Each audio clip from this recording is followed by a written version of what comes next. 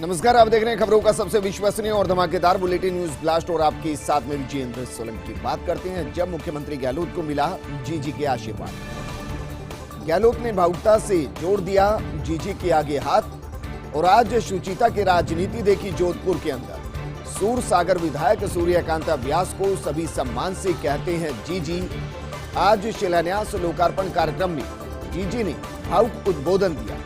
मुख्यमंत्री गहलोत के कामों की तारीफ की जीजी ने और कहा कि सीएम का आभार और साथ में आशीर्वाद भी। मैं सीएम से बड़ी हूं, इसलिए उनको आशीर्वाद भी देती हूं। तो दूसरी तरफ जयपुर में मौजूद गहलोत ने जोड़ लिए हाथ। जीजी ने उद्यान में म्यूजिकल फाउंटेन लगाने की मांग की, तो मुख्यमंत्री गहलोत ने भी जीजी की मांग तुरंत पूरी कर दी। और ये मारवाड़ की राजनीति है, वहां की सियासत है, ये राजस्थान की संस्कृति है, जहां राजनीतिक द्वेष नहीं होते, मतभेद होते हैं, मनभेद नहीं होते और एक दूसरे का सम्मान राजनीतिक तौर पर भी किया जाता है और व्यक्तिगत तौर पर भी किया जाता है। आज कुछ ऐसा ही दिखाई दिया जब मुख्यमंत्री गहलोत को मिला जीजी का आशीर्वाद। दरअसल गहलोत ने भावुकता में जोड़ दिए जीजी के आगे हाथ और इसके बाद राजनीति में वो सुचिता नजर आई जो जोधपुर और पूरे राजस्थान में दिखाई दी। सूर सागर विधायक सूर्यकांता व्यास, जो कि उम्र में मुख्यमंत्री गहलोत से बड़ी हैं, जिनको सम्मान से सभी जीजी कहते हैं। आज जैसे ही शिलान्यास और लोकार्पण का कार्यक्रम चल रहा था, जीजी ने भावुक उद्बोधन दिया और मुख्यमंत्री गहलोत के कार्यों की जमकर तारीफ उन्होंने की और कहा कि सीएम का आभार और हाँ, साथ में आशीर्वाद देती हूँ, क्योंकि मैं मुख्यमंत्री से बड़ी हूँ, इसलिए आशीर्वाद भी देती हूँ। तो दूसरी तरफ जयपुर में मौजूद गहलोत ने दोनों हाथ जोड़े। जीजी ने उद्यान में म्यूजिकल फाउंटेन लगाने की मांग की, तो भला मुख्यमंत्री कैसे मना करते। उन्होंने भी तुरंत इस मांग को पूरा करने के लिए बोल। वहीं आरसीए अध्यक्ष वैभव गहलोत का सपना आज पूरा हो गया। जोधपुर की बरकतुल्ला खान स्टेडियम की काया पलट होगी। स्टेडियम के लिए वैभव ने मांगा था मुख्यमंत्री से बजट और बजट पेश करने से पहले वैभव ने की थी सीएम से मुलाकात। इसके बाद सीएम ने बजट में तुरंत कर दी घोषणा। आज रेनोवेशन कार्य की शुरुआत की मुख्यमंत्री गहलोत और इस वर्चुअल कार्यक्रम में वैभव गहलोत भी जुड़े। आरसीए के संरक्षक सीपी जोशी भी कार्यक्रम के साथ जुड़े हैं और जैसे ही बरकतुल्ला खान स्टेडियम तैयार हो जाएगा, राजस्थान में खेल एक पायदान ऊपर पहुंच जाएगा, क्योंकि जिस तरीके से बरकतुल्ला खान को तैयार किया जा रहा है, स्टेडियम को तैयार किया जा रहा है, वैभव गहलोत का सपना कि यहां न सिर्फ T20 मैच हो, आईपीएल मैच हो, बल्कि अंतर्राष्ट्रीय मैच भी खेले जाए। और ये सपना तभी पूरा होगा जब स्टेडियम बीसीसीआई के नियमों के हिसाब से, आईसीसी के नियमों के हिसाब से तैयार होगा और इसी पर काम चल रहा है। इसके लिए रेनोवेशन जरूरी, रेनोवेशन के लिए पैसा जरूरी। तो स्टेडियम के लिए वैभव ने मुख्यमंत्री से बजट मांगा था। बजट पेश करने से पहले वैभव ने मुख्यमंत्री से मुलाकात की थी और उसके बाद मुख्यमंत्री ने बजट में तुरंत इसकी घोषणा कर दी। आज से रेनोवेशन कार्य की शुरुआत हो गई है मुख्यमंत्री गहलोत के हाथों और इस वर्चुअल कार्यक्रम में वैभव गहलोत भी जुड़े थे। आरसीए के संरक्षक सीपी जोशी भी इस कार्यक्रम से जुड़े। उम्मीद कीजिए कि रेनोवेशन का काम तेजी से पूरा हो और उसके बाद बरकतुल्ला खान स्टेडियम के अंदर अंतर्राष्ट्रीय मैच होते नजर आए।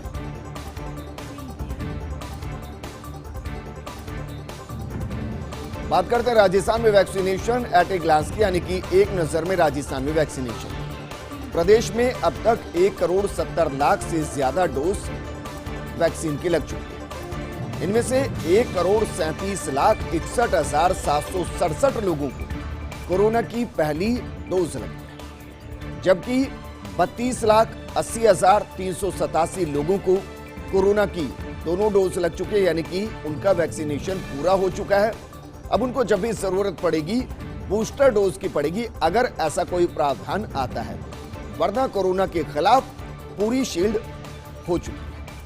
हेल्थ केयर श्रेणी की बात की जाए तो 4,93,914 को पहली डोज लग चुकी है, जबकि 3,83,177 को दोनों डोज लग चुकी है, उनका वैक्सीनेशन पूरा हो चुका है।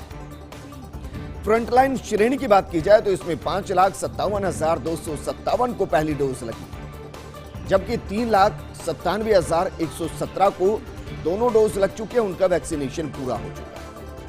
बात करते हैं 18+ श्रेणी की, जिसको लेकर सियासत हमेशा गर्माती है और कभी राजस्थान में वैक्सीन होती है, कभी नहीं होती। केंद्र के साथ राजनीति लगातार चलती रहती है, बयानबाजी चलती रही।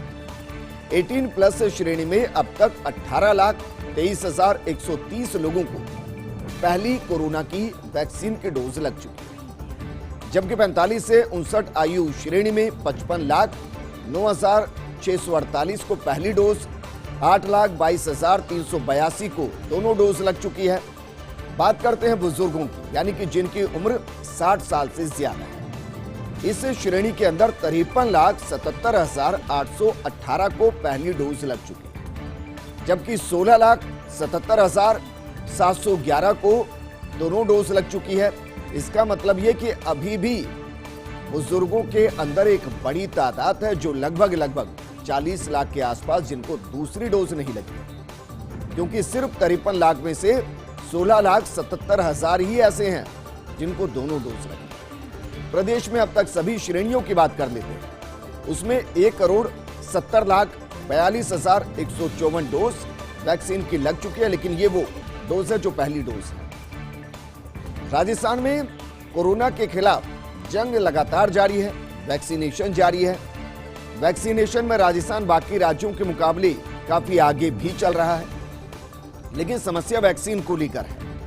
चूंकि वैक्सीन नहीं मिल पा रही है, वैक्सीन राज्य सरकारें खरीद भी नहीं पा रही हैं, इसलिए वैक्सीनेशन की रफ्तार धीमी पड़ी है। हालांकि अब यह माना जा रहा है कि कुछ कंपनियां हैं जैसे फाइजर, मॉडर्ना, उनके नियमों को केंद्र सरकार मान सकती है और अगर उनके नियमों को मान लेगी तो फिर वैक्सीनेशन रफ्तार पकड़ता हुआ नजर आएगा। लेकिन अभी भी मानकर चलिए 5 करोड़ से ज्यादा की आबादी राजस्थान में ऐसी है जिसको वैक्सीनेट नहीं किया गया और 100% आबादी वो है जिनको अभी तक एक भी डोज नहीं मिली, और ये है 18 से नीचे की, यानी कि बच्चों के लिए वैक्सीन अभी तक नहीं आई। जबकि तीसरी लहर सबसे ज्यादा खतरनाक अगर किसी पर साबित होगी, जैसी कि रिपोर्ट, जैसी कि संभावनाएं, जैसी कि उम्मीद है, वो इन बच्चों पर ही होगी। तो ये भी सोचिए कि जल्द से बच्चों के लिए वैक्सीन आए। इससे जुड़ी एक खबर और है, आज दरअसल पटना एम्स के अंदर बच्चों के ऊपर ट्रायल शुरू किया गया है, कोवैक्सीन का ट्रायल शुरू किया गया है। अब ये कब तक ट्रायल पूरा होगा? 3 बच्चों पर यह ट्रायल शुरू किया गया है। जैसे ये ट्रायल पूरा होगा, रिपोर्ट तैयार होगी, हो सकता है कि बच्चों के लिए भी वैक्सीनेशन शुरू कर दिया जाए। वहीं राजस्थान में कोविड से ज्यादा खतरनाक है ब्लैक फंगस। अब तक की अगर बात की जाए, आंकड़ों की बात की जाए तो 1,524 संक्रमित हो चुके हैं, 74 लोगों की मौत हुई। कोविड के मामलों में मृत्यु दर 1% से भी कम रही, जबकि म्यूकरमाइकोसिस यानी कि ब्लैक फंगस के संक्रमण से मृत्यु दर लगभग 5% के आसपास, 4.8%। ब्लैक फंगस की दवा लिपोसोमाल एम्फोटेरेसिन बी की कमी महसूस की जा रही है। दूसरी एंटी फंगल दवाओं से इलाज डॉक्टर कर रहे हैं। ब्लैक फंगस से सबसे ज्यादा 30 मौतें जयपुर के अंदर हुई। उदयपुर के अंदर ये आंकड़ा 12 है। जोधपुर, कोटा के अंदर 8 लोगों की ब्लैक फंगस से मौत हो गई। बीकानेर की बात करें तो 6, अजमेर, चित्तौड़गढ़, श्री गंगानगर में 2 मौतें ब्लैक फंगस की वजह से हो चुकी है, म्यूकोमाइकोसिस की वजह से हो चुकी है। झालावाड़, भीलवाड़ा के अंदर ब्लैक फंगस से एक व्यक्ति की मौत हो चुकी है। हम आपको कई बार इसके सिम्टम बता चुके हैं, बाकायदा इसको लेकर प्रोग्राम कर चुके हैं कि अगर किसी को आंख, नाक और गले के अंदर खुजली महसूस हो, जलन महसूस हो या दर्द महसूस हो, और अगर वो कोरोना से संक्रमित होने के बाद रिकवर हुए हैं तो तुरंत डॉक्टर से परामर्श करने की जरूरत, क्योंकि शुरुआती दौर में ब्लैक फंगस को कंट्रोल करना बहुत आसान है, लेकिन अगर ये आपके शरीर में फैल गया, आपके रेस्पिरेटरी ट्रैक के अंदर फैल गया, सांस के जरिए नाक से होते हुए अगर ये आपके दिमाग तक पहुंच गया तो फिर इसके लिए ऑपरेशन करना पड़ता है, आंखों की रोशनी जा सकती है, मौत हो सकती है। और इसलिए आंकड़ा हम आपको बता रहे हैं और आंकड़े के जरिए समझा रहे हैं कि कोरोना से ज्यादा खतरनाक ब्लैक फंगस है, क्योंकि कोरोना से 1% लोगों की जान गई, 90% से ज्यादा लोग घर पर सही हो गए। ब्लैक फंगस में ऐसा नहीं है। अगर आपको ब्लैक फंगस हो गया तो आपको डॉक्टर के पास जाना है, अस्पताल में भर्ती होना है, इलाज कराना है।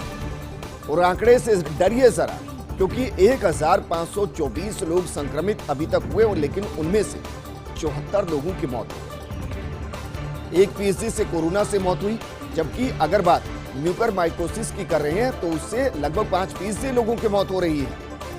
आपकी लापरवाही से आंकड़ा बढ़ भी सकता है और आपके लिए सावधानी इसलिए भी जरूरी क्योंकि इसकी जो दवाई है लिप्सोमाल एम्फोटेरेसिन भी उसकी कमी है, उसकी किल्लत है। और दूसरी एंटीफंगल दवाओं का इस्तेमाल डॉक्टर जरूर करें, लेकिन उससे कितनी जल्दी रिकवरी हो रही है इसका कोई आंकड़ा नहीं है। सबसे ज्यादा मौतें जयपुर के अंदर हुई, जरा सोचिए 30 मौतें अकेले ब्लैक फंगस से जयपुर में हो चुकी है। उदयपुर में 12, जोधपुर कोटा में 8 लोगों की मौत हो चुकी है, बीकानेर में 6, अजमेर, चित्तौड़गढ़, श्रीगंगानगर में 2 मौतें हो चुकी हैं, झालावाड़, भीलवाड़ा में ब्लैक फंगस से एक व्यक्ति की मौत हो चुकी है। इसलिए सावधानी बरतिए। अगर आपके अंदर कोई सिम्टम दिखाई दे रही है तो तुरंत डॉक्टर से सलाह लीजिए, इलाज कराइए।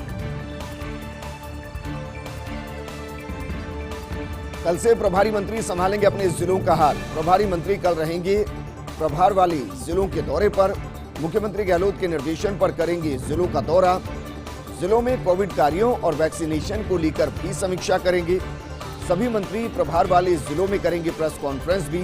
मंत्री प्रताप सिंह खाचरियावास ने इसकी जानकारी दी है, क्योंकि कोरोना अब धीरे धीरे राजस्थान में कंट्रोल होता हुआ दिखाई दे रहा है। लगभग 1000 के आसपास आंकड़े आ रहे हैं। ऐसे में मंत्री भी अब अपने प्रभाव वाले जिले के अंदर जाएंगे जहां के उनको प्रभारी बनाया गया है। वहां की तस्वीरों को देखेंगे, वहां के हालातों को देखेंगे, समीक्षा करेंगे कि कोरोना को कंट्रोल करने के लिए क्या कुछ किया गया, वैक्सीनेशन की रफ्तार किस तरीके से चल रही है, अगर कहीं कमी है तो उस कमी को कैसे दूर किया जाएगा। बाकायदा मीडिया से भी मुखातिब होंगे। सभी मंत्री अपने प्रभार वाले जिलों में प्रेस कॉन्फ्रेंस करेंगे, मीडिया के सवालों के जवाब देंगे और मंत्री प्रताप सिंह खाचरियावास ने इसकी जानकारी दी। वहीं जयपुर में कल कौन देगा ज्ञापन, ये एक बड़ा सवाल है। निवर्तमान जिला अध्यक्ष हैं प्रताप सिंह खाचरियावास। खाचरियावास कल प्रभारी मंत्री के नाते उदयपुर के अंदर रहेंगे। कल एआईसीसी के निर्देशों पर है कांग्रेस की मुहिम और केंद्र सरकार से मुफ्त यूनिवर्सल टीकाकरण की मांग की गई है। राष्ट्रपति के नाम ज्ञापन दिया जाना है अपने जिलाधीश को। दूसरा सवाल ये भी खड़ा हो रहा है कि कौन करेगा प्रेस कॉन्फ्रेंस पीसी। प्रभारी मंत्री के नाते जयपुर की प्रभारी हैं शांति धारीवाल और प्रभारी मंत्री के नाते जयपुर में नहीं ली अभी तक उन्होंने बैठक। मंत्री परिषद में भी इसी मुद्दे पर विवाद हुआ था। देखना दिलचस्प होगा कि धारीवाल कल जयपुर में प्रेस कॉन्फ्रेंस करेंगे या फिर नहीं करेंगे।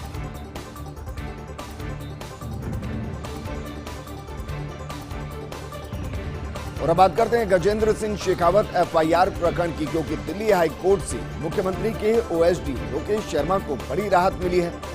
कोर्ट के अगले आदेश तक नहीं होगी लोकेश शर्मा पर कोई कार्रवाई। हाईकोर्ट ने लोकेश शर्मा की याचिका पर यह नोटिस जारी किया है। राजस्थान और दिल्ली पुलिस को 2 सप्ताह में स्टेटस रिपोर्ट दाखिल करने के भी निर्देश दिए हैं। हाईकोर्ट ने गजेंद्र सिंह शेखावत को भी जवाब देने को कहा। मामले की सुनवाई के दौरान शर्मा के वकील सिद्धार्थ अग्रवाल ने कहा कि इस मामले की जांच जब राजस्थान में चल रही है तो दिल्ली में एफआईआर दर्ज क्यों की? दिल्ली पुलिस इस मामले की जांच नहीं कर सकती। शर्मा के पास क्लिप आती है और वो मीडिया हाउस में क्लिप देते हैं, ये वो वास्तविक सोर्स नहीं है। वहीं राजस्थान सरकार की तरफ से वरिष्ठ वकील सिद्धार्थ लूथरा ने कहा कि राजस्थान में एक बीजेपी नेता द्वारा शिकायत दाखिल की गई थी जिस पर जांच चल रही है। कोर्ट ने कहा कि लोकेश शर्मा के पास जब क्लिप आती है उस समय वो राजस्थान में होते हैं, वहां से क्लिप भेजते हैं। इसका मतलब यह है कि जुडिक्शन राजस्थान का बनता है। गजेंद्र सिंह शेखावत के वकील महेश जेठमलानी हाईकोर्ट में कहते हैं कि ऐसा नहीं है, दिल्ली में भी जुडिक्शन बनता है। कोर्ट ने जेठमलानी से पूछा क्यों ना एफआईआर को राजस्थान ट्रांसफर कर दिया जाए। जब सब कुछ ही राजस्थान में चल रहा है तो केवल एक एफआईआर की जांच दिल्ली में भला क्यों? जेठमलानी ने जवाब दिया और कहा कि नहीं, बिल्कुल नहीं, इस मामले में जांच चल रही है। इस मामले की जांच राजस्थान में नहीं होनी चाहिए। लोकेश शर्मा ने अपने खिलाफ दर्ज एफआईआर को खारिज करने की मांग रखी। अब 6 अगस्त को मामले पर अगली सुनवाई होगी। फोन टैपिंग प्रकरण में गजेंद्र सिंह शेखावत ने एफआईआर दर्ज करवाई, लेकिन दिल्ली पुलिस मुख्यमंत्री के ओएसडी लोकेश शर्मा के खिलाफ कम से कम 2 महीने कोई कार्रवाई नहीं कर पाएगी, क्योंकि हाईकोर्ट ने कहा कि अगली सुनवाई तक कोई कार्रवाई ना की जाए। और अब बात करते हैं वरिष्ठ पत्रकार योगेश शर्मा की रिपोर्ट। राजनीतिक और न्यायिक क्षेत्रों में एक महत्वपूर्ण मुलाकात की चर्चाएं लगातार हो रही हैं। चीफ जस्टिस से एक वरिष्ठ बीजेपी नेता की मुलाकात की चर्चा है। चीफ जस्टिस इंद्रजीत महांती और चंद्रशेखर के बीच मुलाकात की चर्चा है। इस अवसर पर चंद्रशेखर ने बाकायदा चीफ जस्टिस को भेंट किया बीजेपी का साहित्य भी। हालांकि ये एक शिष्टाचार मुलाकात बताई गई, लेकिन फिर भी गुणी लोग ढूंढ रहे इस मुलाकात के मायने की आने वाली राजनीति किस तरीके से इस मुलाकात के बाद बदल गया। और अब बात करते हैं जोधपुर के अशोक उद्यान की सच की। खुद मुख्यमंत्री ने किया आज सच उजागर और कहा कि जोधपुर में अशोक नहीं, सम्राट अशोक उद्यान है। मानसिंह देवड़ा ने राज्यपाल को बुलाकर उद्घाटन करवाया था। गहलोत के मना करने के बाद भी इसका नाम अशोक उद्यान रख दिया गया। सीएम नहीं चाहते थे कि उनके नाम से कोई चीज बने। गहलोत ने कहा कि मेरे ऐतराज के बावजूद अशोक उद्यान नाम रख दिया गया। इसके बाद सरकार बदली और वसुंधरा राजे सीएम बनी, तो वसुंधरा राजे ने इस उद्यान का नाम बदल दिया। अशोक उद्यान का नाम सम्राट अशोक उद्यान कर दिया गया। इसलिए अब इसका सही नाम सम्राट अशोक उद्यान ही है।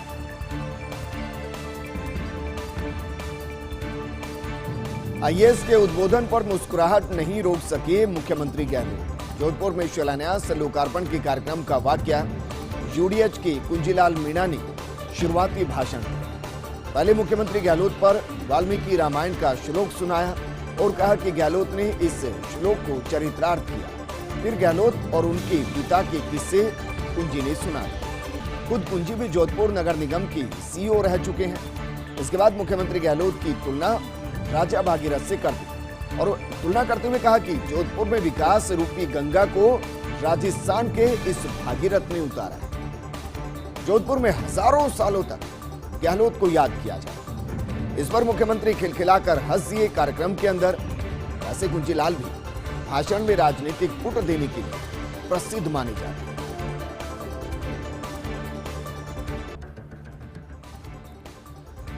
ब्रेक के बाद आपका स्वागत है। 2 मंत्री भिड़े, 4 मंत्रियों ने किया बचाव। मुख्यमंत्री गहलोत के सामने डोटासरा धारीवाल में हुई तीखी बहस। पहले मीटिंग में, फिर मीटिंग के बाद दोनों के बीच में बहस हो गई। मीटिंग के बाद बहस करते हुए एक दूसरे के पास आए डोटासरा और धारीवाल एक दूसरे को देख लेने तक की बात कह डाली। इस पर प्रताप सिंह, बीडी कल्ला, ममता भूपेश और हरीश चौधरी ने बचाव किया। नाराज डोटासरा ने मुख्यमंत्री से कहा कार्रवाई करो। मीटिंग में मौजूद मंत्रियों ने पूरे वाक्य की पुष्टि की। धारीवाल ने हॉट टॉक होने की बात मानी, लेकिन डोटासरा ने इस मुद्दे पर चुप्पी साधी। डोटासरा धारीवाल में निकाय चुनाव के दौरान भी विवाद हो चुका है। अब इस बार मंत्रिमंडल बैठक में तीखी बहस हुई।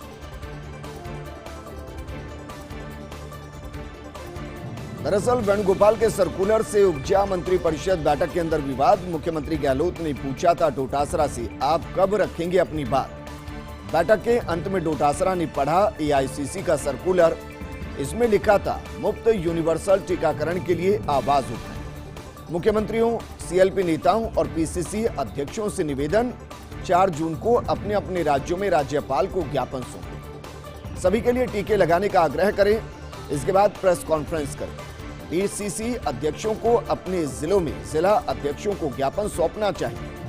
पीसीसी की तरफ से मसौदा भेजा जाएगा ज्ञापन का, और इसे पढ़ने के बाद गोविंद सिंह डोटासरा ने बैठक में कहा कि प्रभारी मंत्री प्रभार जिलों में प्रेस वार्ता करेंगे, वहीं जिला अध्यक्ष सौंपेंगे कलेक्टर को ज्ञापन। डोटासरा की इसी बात से उपजा विवाद। धारीवाल को लगा कि प्रभारी मंत्री जाकर कलेक्टर के सामने कैसे खड़े होंगे। फिर क्या था, दोनों आपस में उलझ गए। फर्स्ट इंडिया के पास वो सर्कुलर जिससे ये विवाद उपजा है। वहीं जयपुर कलेक्टर की कार्यशैली से नाराज 3 मंत्री। बात प्रताप सिंह खाचरियावास की, लालचंद कटारिया और अशोक चांदना। कल मुख्यमंत्री आवास पर खुलकर बोले तीनों मंत्री।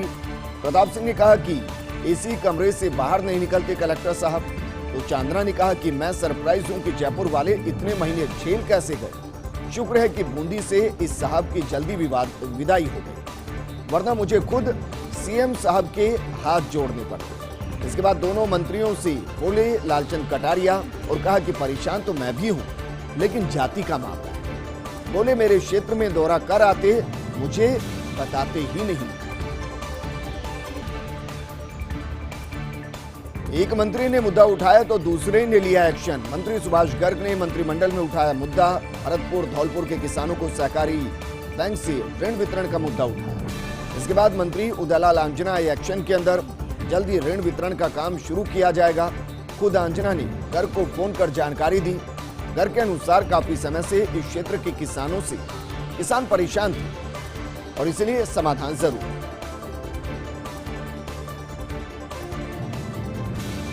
और बात करते हैं बीकानेर में बीएसएफ की बड़ी कार्रवाई की। बॉर्डर पार से हो रही तस्करी का खुलासा, बड़ी के पहुंचाने के मंसूबों को धराशायी किया गया। 54 किलो हेरोइन की बरामद की गई। बीएसएफ राजस्थान फ्रंटियर का अब तक का सबसे बड़ा सीजन। करीब 270 करोड़ आंकी जा रही कीमत। सीमा पार से पाइप द्वारा तस्करी की जा रही थी। मंथली पोस्ट की बताई जा रही कार्रवाई और खाजूवाला थाना क्षेत्र का ये मामला। हालांकि फायरिंग के बाद तस्कर बारिश तूफान के चलते भागने में कामयाब हो गए।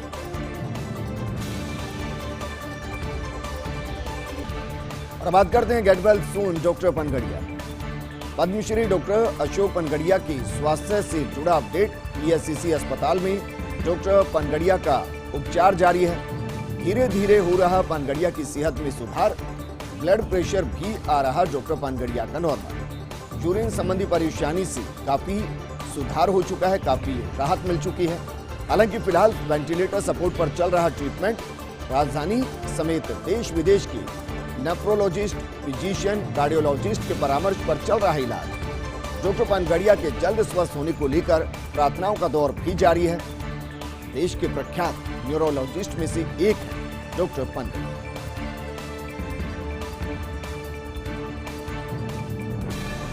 राज्य में लॉकडाउन में बदल सकता है दुकानें खोलने का समय। गहलोत मंत्रिमंडल की बैठक में आधा दर्जन मंत्रियों ने रखी मांग की। कहा कि सुबह के बजाय दोपहर में खुले दुकानें। व्यापारियों ने भी ऐसी ही मांग की। दोपहर 11 से 4 बजे दुकानें खोलें तो सबको फायदा होगा। इस दौरान ऑफिस आवर्स भी नहीं होते, भीड़ नहीं होगी। चर्चा के बाद मुख्यमंत्री गहलोत पर छोड़ा फैसला। मुख्यमंत्री कभी करवा सकते हैं गाइडलाइन में बदलाव। बैठक में विशेषज्ञ डॉक्टरों ने दिया कोरोना पर प्रेजेंटेशन। डॉक्टर वीरेंद्र सिंह ने कहा कि सितंबर में आ सकती कोरोना की तीसरी लहर, इसके लिए अभी से भी पर्याप्त इंतजाम करने की जरूरत है। इस बुलेटिन में फिलहाल इतना ही, लेकिन आप बने रहिए फर्स्ट इंडिया न्यूज के साथ, क्योंकि खबरों का सिलसिला लगातार जारी है। नमस्कार।